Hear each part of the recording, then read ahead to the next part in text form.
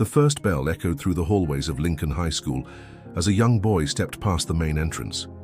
Dressed in simple jeans and a faded hoodie, he carried no hint of glamour or confidence, only silence. Students brushed past him without a glance.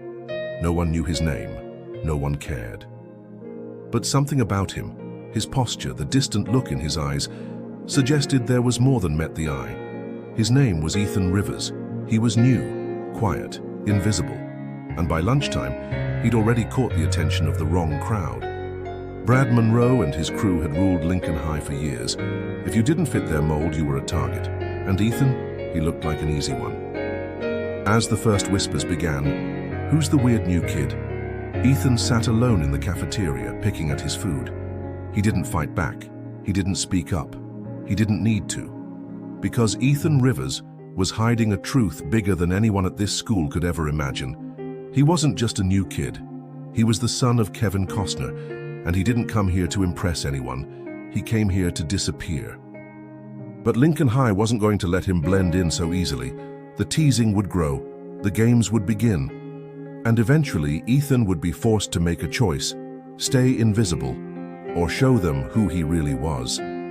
This is the story of how one quiet teenager turned a school upside down, not with fame, not with money, but with something far more powerful: integrity. Stick around. Because by the end of this video, you'll see why no one, especially the bullies, ever saw Ethan coming. And if you love powerful stories that twist expectations, don't forget to subscribe.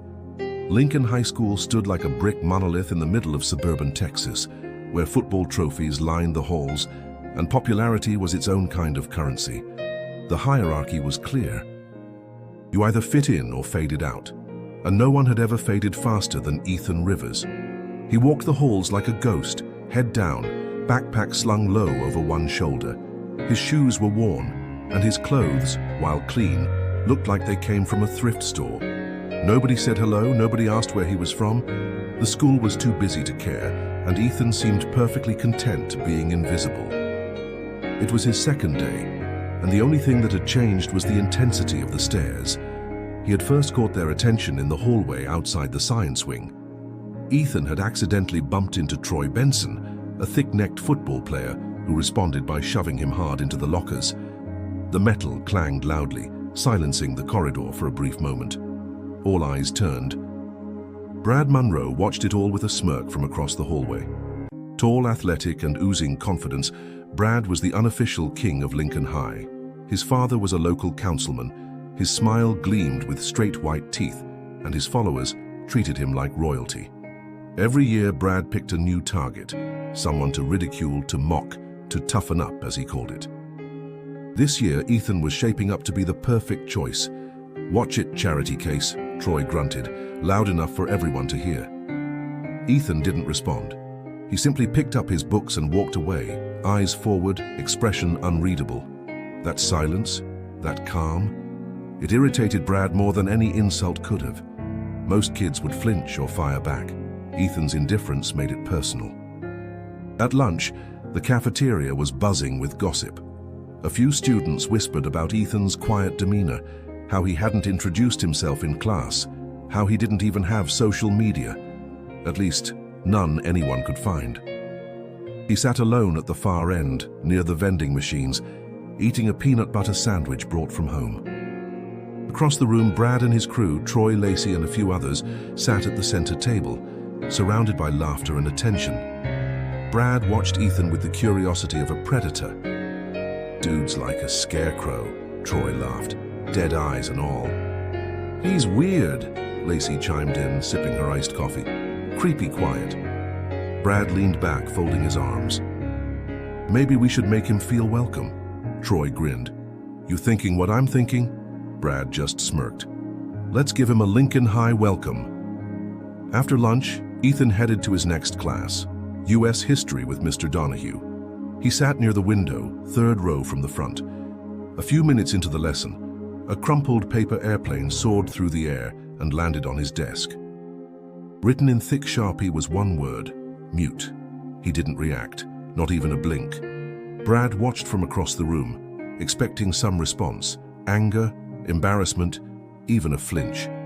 But Ethan calmly unfolded the paper, read it, and tucked it into his backpack as if it were homework. And that unsettled Brad. This kid wasn't scared. He was calculating. After class, Ethan passed a group of students who parted around him like he carried a disease. But what they didn't see was the small smirk curling at the edge of his lips. Not because he liked the attention, but because he was already planning how to use it. That night, Ethan sat on his bed in a modest apartment across town, scribbling into a worn leather notebook. No names, no anger. Just thoughts, observations, strategies. So far he'd learned one thing: the loudest ones were usually the most insecure. Back at school, Brad was feeling proud. He thought he'd found his new target, someone to toy with for a few months before moving on. But what he didn't realize was that Ethan wasn't just another kid trying to fit in. He was someone with a secret. Someone who had been trained to keep his head down and strike when it mattered. They called themselves the Wolves of Hallway C, a nickname that started as a joke and eventually became legend. Brad Monroe led the pack. Wherever he walked, others followed. He didn't need to speak loudly. His presence filled every corridor, every classroom, every lunch table. His influence didn't come from brute strength alone. It came from control. Troy Benson was his enforcer. 6 feet of muscle and very little patience. Troy was the guy who laughed loudest at Brad's jokes and hit hardest when things turned physical. He'd been suspended once for pushing a freshman down a flight of stairs. But his father was a booster for the school's football team, and that made everything disappear. Then there was Lacey Whitman, sharp-tongued, flawlessly styled, and the queen of manipulation. She wasn't cruel with fists or insults. She used whispers and stares, weaponized gossip and exclusion. Her smiles were often as dangerous as her silences.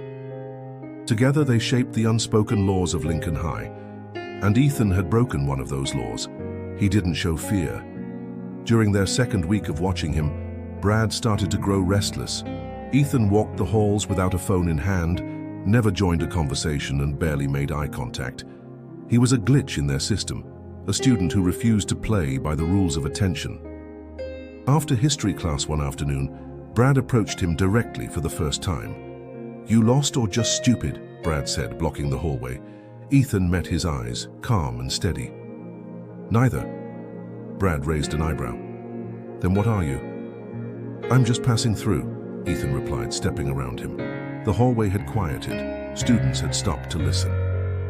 Brad didn't like being challenged, especially not by someone the school had already labeled a nobody. Troy stepped forward, shoulder-checking Ethan as he walked by. Ethan stumbled slightly but didn't look back. The message was clear. This was just the beginning. But what Brad and his wolves didn't realize was that Ethan wasn't alone in his silence. He was observant, strategic. Every insult, every shove, every look, they were pieces of a puzzle he was quietly solving. In English class, he noticed Sofia Alvarez, a girl with thick glasses, tied-back hair, and a seat near the back of the room. She didn't talk much, but she watched everything.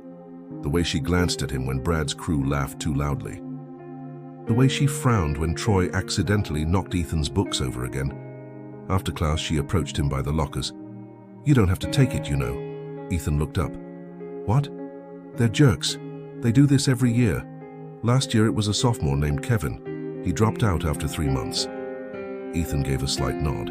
"I'm not going anywhere." Sophia hesitated. "Most kids do." "I'm not most kids." She seemed to consider that for a moment before walking away. Her words lingered longer than her presence. Later that day, in gym class, Brad's pack cornered Ethan during dodgeball. Every throw was aimed at him, hard. And when Troy nailed him square in the ribs, knocking the wind out of him, the coach just blew the whistle and looked away. "You should try ducking next time," Brad called, laughing as Ethan got up. But Ethan didn't glare, didn't shout. He simply stood, straightened his back, and walked off the court. That night, Brad posted a photo on his private Snapchat story. A blurry image of Ethan mid-fall with the caption, "Silent but stupid." Lacey added a comment, "Should have stayed invisible." It earned dozens of laughing emojis. And yet, something about Ethan's calm unnerved Brad. The silence wasn't weakness, it was deliberate, and Brad had never dealt with someone who didn't play the part of the victim. Not yet. The apartment was quiet, except for the soft hum of the ceiling fan. Ethan sat at his desk, a stack of unopened textbooks to his left, and a leather-bound notebook open in front of him. The pages were filled with meticulous handwriting, not notes for class, but reflections, observations, thoughts he couldn't say out loud. Writing had always been his way of processing the world when it didn't make sense, and lately, the world hadn't made much sense at all. He looked up at the framed photo on the shelf, a younger Ethan, barely 10, sitting on a wooden dock with his father. Both wore fishing hats. Both were smiling. The man beside him, Kevin Costner, wasn't wearing a suit or standing on a red carpet. He was just Dad in that picture, relaxed, real, before the noise, before the lawsuits, the tabloids, the rumors. Ethan had always known who his father was to the world, but the spotlight had never felt brighter than it did last year. A fabricated scandal. A woman with false claims and a lawyer hungry for headlines. Kevin had fought it publicly, but the cost was heavy. Paparazzi followed Ethan to school. Reporters camped outside their house. Private became impossible. That's when his mother stepped in. She packed up their lives and moved them 2 states away, to this quiet corner of Texas, where no one cared about actors or scandals, only football and tradition. Lay low, she had said. You'll start fresh, just until things settle. And he had tried. He really had. But even without cameras or microphones, Ethan was still a magnet for conflict. His silence, his guarded posture, it drew attention for all the wrong reasons. And now Brad Monroe had made him his next project. Ethan reached into the drawer and pulled out a silver pocket watch. It had once belonged to Kevin's grandfather, passed down through generations.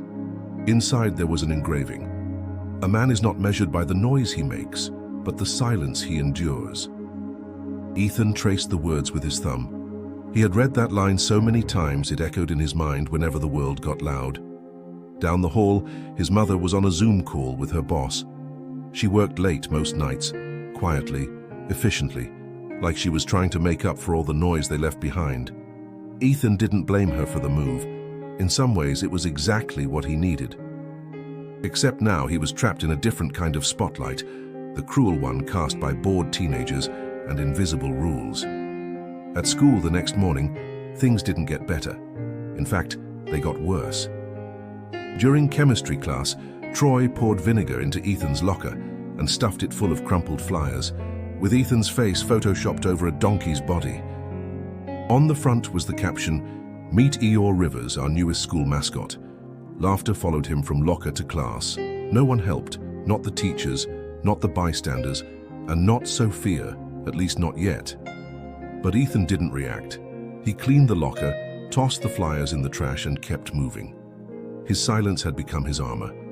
If they wanted a rise out of him, they'd be disappointed. That day in the library, he found something unexpected: peace. The librarian, Mrs. Langford, noticed him hovering near the back shelves. She was in her 60s, wore colorful scarves, and never raised her voice. "Looking for anything in particular?" she asked. "Just quiet," Ethan replied. She smiled. "Then you're in the right place." She showed him a corner nook near the windows, a space most students ignored. "No one ever sits here, too far from the Wi-Fi, but perfect for thinkers." He thanked her and sat. For the next hour, he read in silence, escaping into stories that weren't his. In those pages, no one cared who his father was. No one tried to break him down. And for the first time in weeks, Ethan allowed himself to breathe. The library nook became Ethan's sanctuary. Every day after his last class, he slipped away to the far window, where the sun spilled across aged wooden tables and dust floated like fireflies. No noise, no judgment, just pages and silence, misses, pages, and... Langford, the librarian, began setting aside books for him, titles about psychology, persuasion, and leadership. One afternoon, she placed a copy of The Art of War by Sun Tzu on his table without saying a word. When he opened it, he found a sticky note inside. "Win without fighting." Ethan looked up at her. She simply nodded and returned to her desk. The message struck something in him. He didn't want revenge.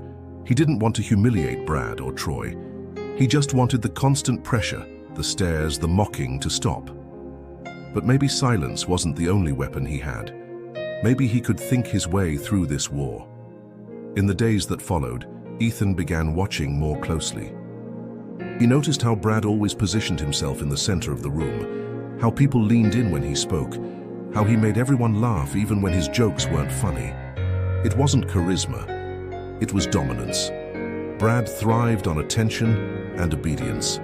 Without them, his power collapsed, and that gave Ethan an idea. He didn't need to confront Brad, he just needed to disconnect the spotlight. Still, strategy didn't make things easier. On Friday, during the morning announcements, someone, probably Troy, submitted a fake birthday shout-out. "Happy birthday to Ethan Rivers, who turns 50 today, according to his wardrobe." The entire school laughed. Ethan didn't flinch, but that afternoon something inside him shifted. He returned home, dropped his backpack, and went straight to his notebook. This time he didn't just write his thoughts, he started outlining a plan.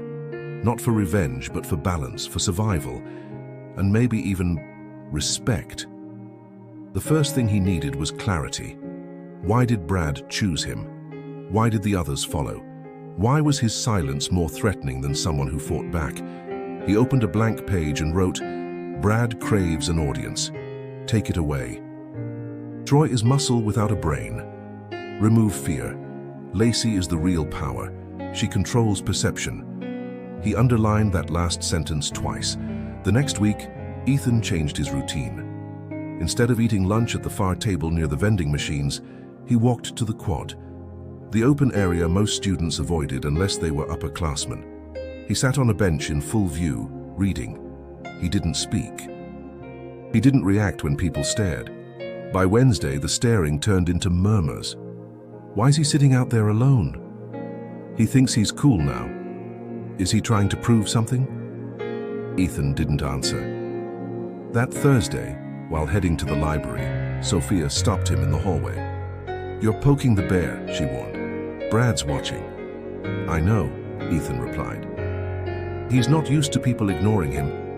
"I'm not ignoring him," Ethan said calmly. "I'm just not playing his game." Sophia stared at him for a long moment, then gave a small smile. That might be worse.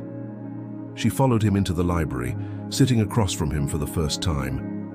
She didn't speak at first, just opened a sketch pad and began to draw.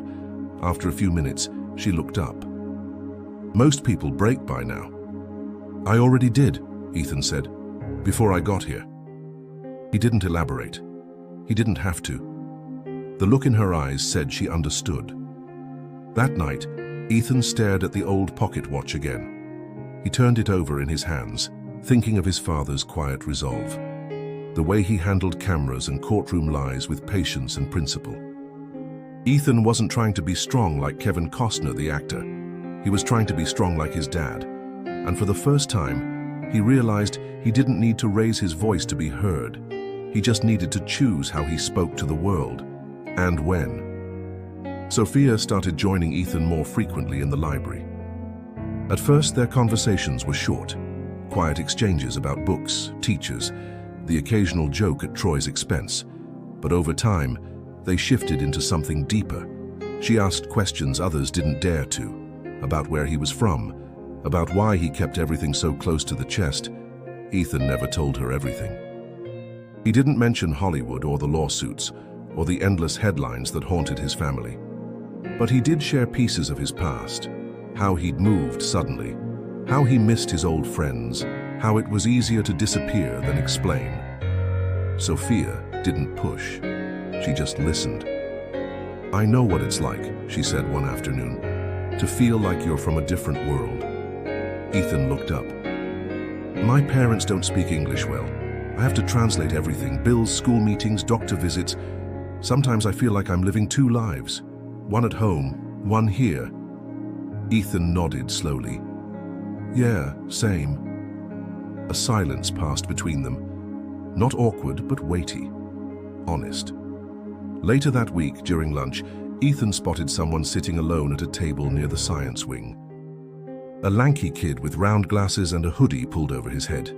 Marcus Weaver, known for being brilliant with computers and terrible with people. Most students ignored him. Brad's group used to prank him with fake tutoring requests and cruel memes. Ethan remembered, so he walked over. "Mind if I sit?" Marcus looked up, startled. Sure." They ate in silence for a few minutes before Ethan finally spoke. "I heard you helped the robotics team win regionals." Marcus blinked. "Yeah, I did most of the coding." "Impressive." Marcus tilted his head. "You're not messing with me?" "No." Ethan reached into his bag and pulled out a small folded paper. His plan, rough and half-sketched. "I need help with something." The plan wasn't about hacking grades or getting revenge. It was about exposing the system, the way Brad controlled the school through attention, intimidation, and silence. Ethan wanted to disrupt that system without becoming part of it. Marcus leaned over the paper, eyes scanning fast. "You want to hijack the school's internal announcement system, not damage it. Just use it, once, with a message." Marcus scratched his head. "Do you know how much trouble we'd get in if we got caught? Do you know how many people would listen if we didn't?" Marcus looked up at Ethan, considering, then nodded slowly. "Okay, I'm in, but we do it my way." With Sophia's help, they began building the idea. A single broadcast designed to make people think, not laugh. A message about respect, about who we choose to follow and why. They planned to do it anonymously, disguising their voices through a filter. Sophia wrote the message. Marcus figured out the tech. Ethan handled the strategy.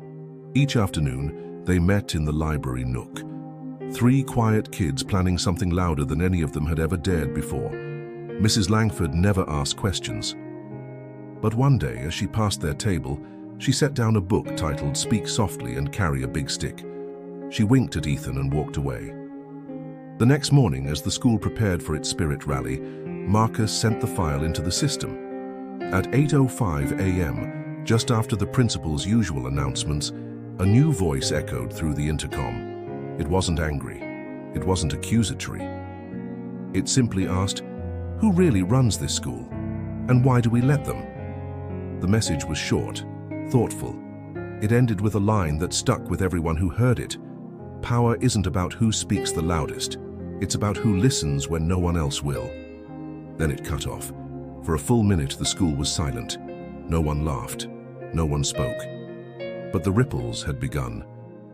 The message sent shockwaves through Lincoln High. By lunchtime, students were already whispering in corners, replaying it from memory. The audio had been scrubbed from the official records, but someone had recorded it on their phone and posted it to TikTok.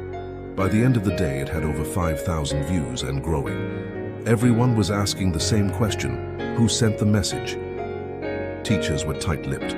The administration called it a security breach, but there was no announcement, no apology, and no explanation. That only made the rumors spiral faster. Some said it was a teacher. Others claimed it was a senior pulling a senior prank. But Brad Monroe had other suspicions. He had noticed the shift in the air. The way students no longer laughed quite as loud at his jokes. The way eyes didn't follow him in the halls like they used to. Power, he realized, could slip through your fingers without a sound. And Brad was no fool. He saw Ethan, still quiet, still sitting alone. But now there was a calmness to him, a confidence. Brad didn't like it.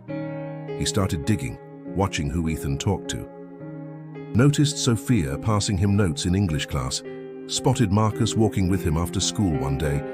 Brad didn't have proof, but he had instinct, so he set a trap. The next morning, Lacey slid into Sophia's seat at lunch while Ethan was in line for food. "You and Ethan getting close, huh?" she said casually, stirring her salad. Sophia shrugged. "He's just decent." "Careful," Lacey smiled. "Brad's not a fan of decent." Sophia rolled her eyes. "Brad doesn't scare me." Lacey leaned in. "He should." That afternoon, Lacey approached Ethan by his locker, alone. "I just wanted to say, that message, it shook people, in a good way." Ethan looked at her carefully. "Thanks." She lowered her voice. "I've Been thinking a lot lately. About who I hang out with. About what I laugh at. I guess I'm trying to do better. Ethan didn't trust her, but he didn't dismiss her either. People can change, he said carefully. That was all she needed. Later that evening, while Sophia and Marcus were helping Ethan fine-tune the next phase of their plan in a private Discord call, something unexpected happened. The school's tech office was accessed remotely. Someone entered the admin panel. The anonymous message was traced, not to Marcus but to the library IP address used during one of their planning sessions. The system flagged it. An alert was sent to Principal Harlan. By morning, Ethan was summoned to the office. Mrs. Langford sat beside him, confused. The principal was firm but civil. "You were logged into the library computer the same day as the breach." "Yes," Ethan replied honestly, "but I didn't touch the announcement system." "Still, this is a serious offense. Until we finish the investigation, you're suspended for 3 days." Mrs. Langford protested. "He's here every afternoon, quiet, respectful." "I'm sorry, Diane. The tech logs are clear." Ethan didn't argue. He knew what had happened. Lacey. She had baited him into lowering his guard, watched him, reported him, maybe even planted something. It was the perfect move, an elegant betrayal wrapped in kindness. When he told Sophia and Marcus, their reactions were split. "She played you," Marcus muttered, fists clenched. "I knew she was faking," Sophia said. "But I didn't think she'd go that far." Ethan remained still, not angry, not hurt, just resolved. He'd tried to stay quiet, tried to play smart, but now they'd crossed a line, not just against him, but against everyone who had finally felt hope stir in that school. And for the first time, Ethan wasn't content being invisible anymore. The game had changed. And this time, he was going to play it on his terms. The suspension didn't break Ethan. It focused him. 3 days at home felt like both punishment and preparation. He spent the first afternoon pacing his room, the second rereading his notebook, and the third staring out the window, watching leaves scatter across the parking lot like they were trying to escape something too. Then a phone call came. "Hey, champ." Ethan froze at the sound of his father's voice. It had been weeks since they last spoke. "I heard what happened," Kevin said softly. "Your mom filled me in." Ethan sat on the edge of his bed. "It's fine." "No," his father said. "It's not fine. You were trying to do something right, and they punished you for it." There was silence for a moment. "I can fly you back here," Kevin offered. "Finish the semester in LA, enroll you in that arts charter. We'll get past all this." Ethan looked at the floor. "I thought about it," he admitted. "But I'm not done here." Kevin let out a breath. "You sound just like your mother." That made Ethan smile. "I'm proud of you," Kevin added. "Not because you stayed quiet, but because when you finally spoke, it meant something." Ethan didn't respond. He didn't have to. When he returned to school, it was like walking into a different version of Lincoln High. The hallways were quieter around him, not because people feared him, but because they were watching, waiting. In history class, Sophia slid him a folded note. "Everyone thinks you did it." In a good way. He tucked the note into his notebook. At lunch, Brad didn't approach. Troy kept his distance. Lacey avoided his gaze entirely. Power had shifted. Not entirely, but enough. That afternoon, Marcus caught up with Ethan outside the library. "I have an idea," he said. Ethan raised an eyebrow. "There's a sign-up sheet in the main office," Marcus explained, "for the Spring Talent Showcase. Students get 5 minutes on stage, no approvals, no vetting, just expression." "You want me to sing?" Ethan smirked. "No," Marcus replied. "I want you to speak. Tell your story, or part of it. Let them hear from you." Ethan hesitated. "I'm not that kind of person." Sophia joined them. "Maybe it's not about being that kind of person. Maybe it's about being the person you needed when you first walked into this place." The words hit harder than they expected. That night, Ethan signed up, not under his real name, but under a pseudonym. Something simple, anonymous. He wanted people to hear the truth without filtering it through gossip or curiosity. He worked on the speech with Sophia and Marcus in secret, fine-tuning every word. It wasn't just about bullies or high school hierarchy. It was about the silence that eats at people, the kind that grows when no one dares to speak. He practiced every night in front of the mirror, each time feeling a little more sure of himself. On the morning of the showcase, Mrs. Langford found him in the library. "You ready?" she asked. "No," Ethan said. "But I'm going anyway." She handed him a small envelope. "Something to carry with you." Inside was a bookmark, hand-stitched with the words, "The quietest voice can still move the world." He clutched it tightly as he left. Backstage that evening, Ethan peeked through the curtain. Students filled the auditorium, teachers, even some parents. The buzz of conversation filled the air. Sophia touched his arm. "They're not expecting you, which means they're not ready for what you're about to do." Ethan smiled, calm but steady. This wasn't about popularity, or revenge, or even redemption. It was about truth. And this time, he wasn't writing it down in a notebook. He was going to speak it aloud. The lights in the auditorium dimmed as the MC read the next name on the list. "Well, this one's interesting. Our next performer is nobody." Polite laughter rippled through the audience. Backstage, Ethan took a breath and stepped onto the stage, hoodie up, head lowered, voice disguised by a subtle pitch filter in the microphone. The spotlight found him. The room fell silent. He looked out over the crowd, not with fear, but with intent. Students leaned forward in their seats. Teachers blinked in curiosity. Even Brad, slouched near the back, looked vaguely amused. Ethan gripped the mic. "I'm not here to impress you," he began, "and I'm not here to make you laugh."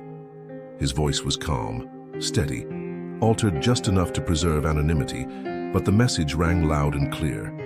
"I came to this school thinking I could disappear. That if I stayed quiet, no one would care. And I was right, just for a while." He paused, scanning the faces. "But here's the thing about silence. It becomes a mirror. When someone doesn't speak, people project what they want onto them. Weak, strange, worthless." He looked up. "Sometimes the ones who stay quiet aren't broken. They're observing. They're watching the world pick sides based on popularity instead of principle. They see how fear passes from one locker to the next, how laughter becomes a weapon." From the back of the room, Lacey shifted in her seat. Troy folded his arms. Brad smirked, but his eyes were narrowing. Ethan continued. "I watched it all, and I learned that the real power in this school doesn't come from being loud. It comes from making people feel like they don't matter, that they should stay small." He stepped forward. "But I'm not small. None of us are." A beat passed. "You want to know who I am? I'm the kid you ignored. I'm the kid you pushed. I'm the name you mocked." He pulled down his hood. "And I'm also Ethan Rivers." Gasps broke across the crowd. Even with the voice filter, the gesture said everything. "But that's not all," he added. "I didn't come here to ride someone else's fame. I came here to find out if I could matter without it." He reached into his pocket and pulled out the silver watch, holding it up to the light. "My father once told me, a man is not measured by the noise he makes, but by the silence he endures." A stunned hush filled the room. One of the teachers in the front row looked suddenly pale. Another whispered to the one beside her, "Is that Kevin Costner's?" Ethan nodded slightly. "Yes, that's my father. But that doesn't make me important. That doesn't make me brave. You know what does?" He pointed to the crowd. "Standing here, telling you the truth." He stepped back from the mic. "No more hiding, no more watching. We all deserve to be seen, even if our voices shake." He let the silence hang. Then, softly, "Thank you." He turned and walked off stage. Backstage, Sophia was waiting, wide-eyed. "Ethan?" Before she could finish, the crowd erupted. Not in laughter, not in mockery, but in applause. A slow, swelling wave of claps and cheers that shook the walls. Students stood, teachers stood, even the principal clapped, hesitantly at first, then fully. Only a few stayed seated. Brad Monroe was one of them. His smirk was gone. In its place, something much colder. The auditorium doors opened. People poured out, buzzing, recording, posting. Within minutes, the video hit social media. Comments exploded. "Wait, Kevin Costner's son goes to Lincoln High. That speech. Whoa, powerful." I cried. Respect to Ethan. Brad stormed through the crowd, shoulder-checking a freshman on the way out. His spotlight had shifted, and he knew it. But what no one knew yet was that Brad wasn't finished. And neither was Ethan. The next morning, Lincoln High wasn't the same. Ethan's video had spread beyond the school. Parents had seen it, teachers had shared it, and even a few local news stations were already reaching out. He arrived on campus to something he never expected: respect. Students he didn't know gave him nods. A few clapped him on the back. Someone had written, "We hear you," in chalk outside the front entrance. The hallway that once felt like a minefield now felt open. But power doesn't vanish quietly. Brad Monroe watched it all unfold from the sidelines, jaw clenched, knuckles tight around the strap of his backpack. To him, Ethan's rise wasn't just a personal loss, it was humiliation. And Brad didn't do humiliation. By third period, the rumors started. That video was fake. He only got attention because of who his dad is. It's all for clout, you'll see. Ethan ignored them at first. But when Sophia walked up to him between classes, pale and tense, he knew something was coming. "Check your socials," she said. Ethan pulled out his phone. Notifications flooded the screen. A new post had gone viral, this time from a private Instagram account called Lincoln Leaks. It featured edited clips of Ethan's speech with captions like "Manipulation 101" and "Rich Kid Playing the Victim." A screenshot of a TMZ article about his father's scandal was thrown in for good measure, and at the bottom of the post, some people hide behind silence. Others hide behind a last name. It didn't take long to trace the account's admin, Brad Monroe. The principal was called. Teachers got involved, but Brad didn't back down. At lunch, he found Ethan in the quad and confronted him head-on. "You think you're better than everyone now?" Brad said, arms crossed, voice raised. Ethan stood, calm but alert. Students gathered, phones came out. They could smell a scene coming. "I never said I was better," Ethan replied, "but I'm not beneath you either." Brad laughed, sharp and forced. "You gave a speech and dropped a name. That doesn't make you a hero." "No," Ethan said, voice steady, "but at least I didn't spend 4 years making people smaller just so I could feel big." Gasps rippled through the crowd. Brad stepped closer. "You're nothing without your dad's name."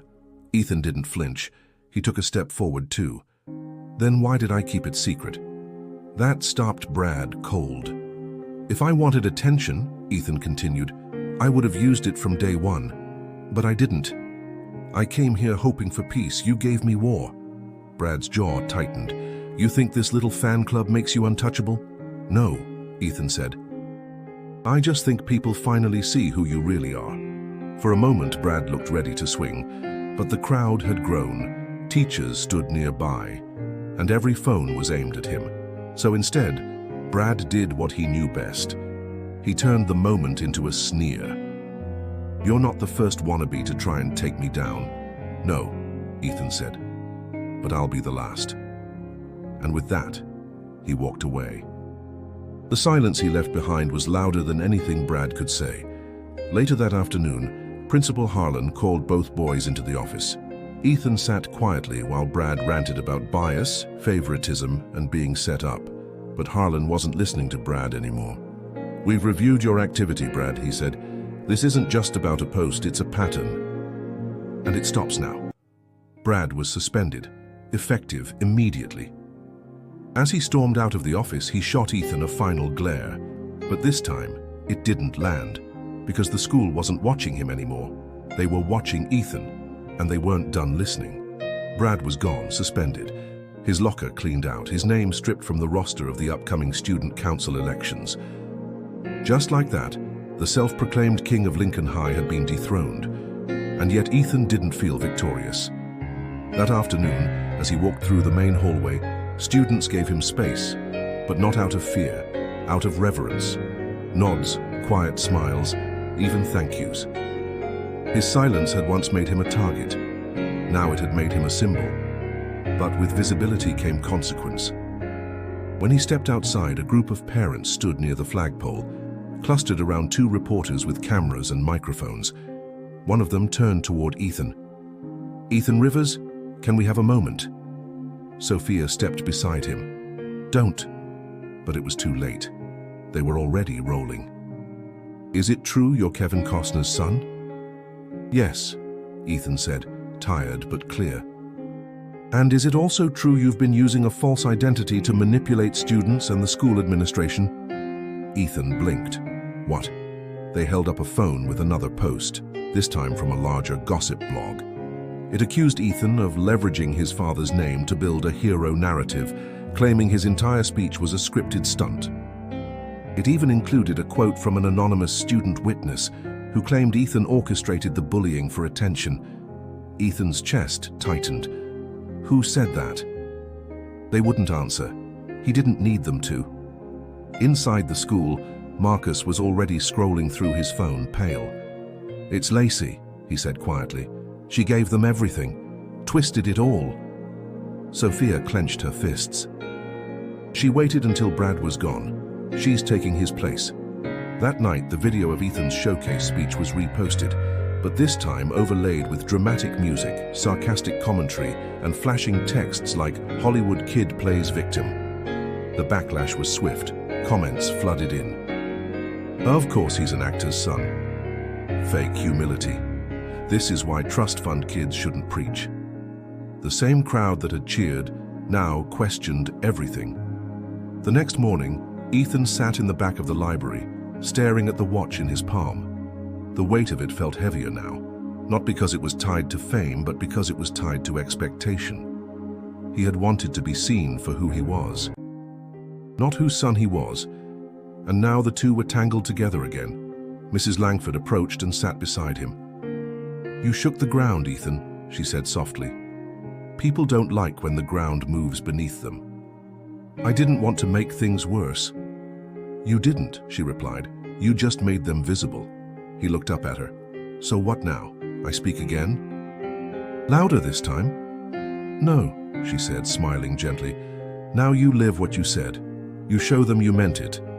Not with speeches, but with choices." Ethan nodded slowly.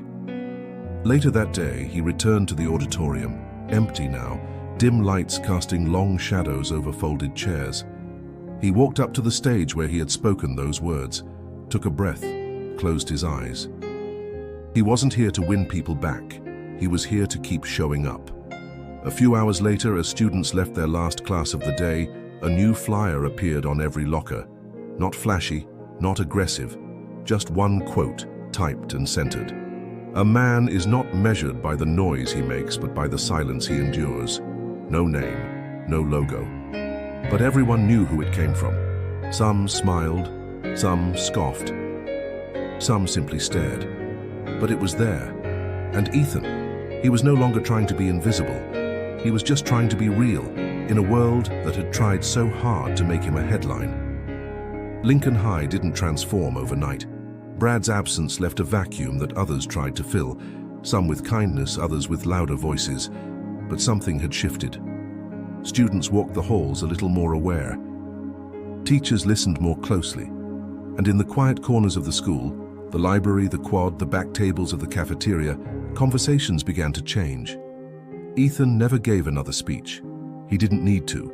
He kept showing up, helping a freshman pick up their books without a word, volunteering to tutor students in history, sitting with people no one sat with. The loud moments had passed. Now came the part that mattered more, the living of the message. Sophia and Marcus continued working with him. They started a small peer group called the Quiet Ones, a space for students who felt like they didn't belong anywhere else. It wasn't a revolution. It was something quieter, deeper, and more lasting.